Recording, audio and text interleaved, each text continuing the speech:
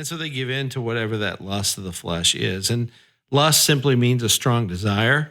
So it doesn't have to be associated with sexual sin. You can lust after God. It can be a good thing. It's just a strong desire.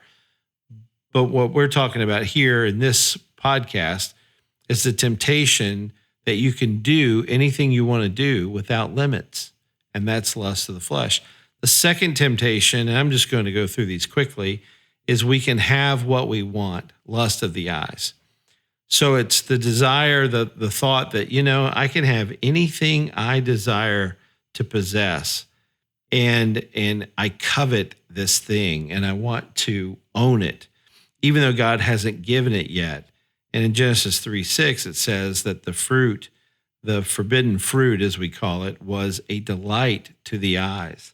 And so this is just idolatry at work. It's walking by sight rather than by faith. And what we want to encourage you is that when you're tempted with this particular lust of the eyes, you have to be careful about what you can see, what you can taste, what you can touch. And you've got to trust God. And the attribute of God that I think you need to trust is God's wisdom. He hasn't given you that yet. He doesn't want you to have it. So don't think you're wiser than God and try to possess it before he's granted it to you. Then the third temptation is the pride of life. And this particular temptation is the idea that you can be whatever you want to be. You're concerned about your reputation. You want to be like God. You want to receive the praise of other people. You want people to see you as wise or as talented or as smart or beautiful, funny, witty, whatever it may be.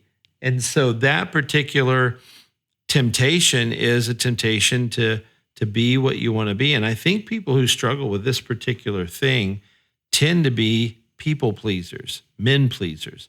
They struggle with that a lot because they really want people to see them in the best possible way that they want to be praised or given attention.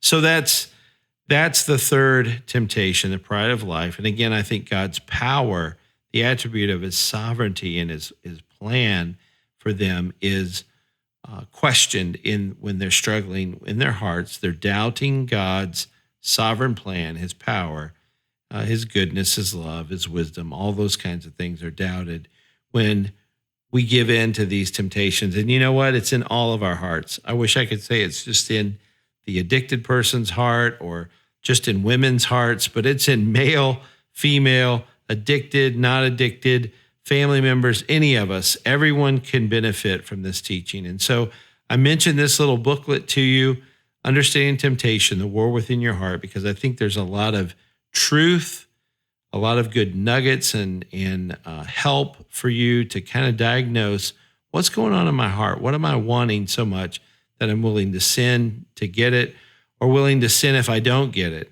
Either direction there.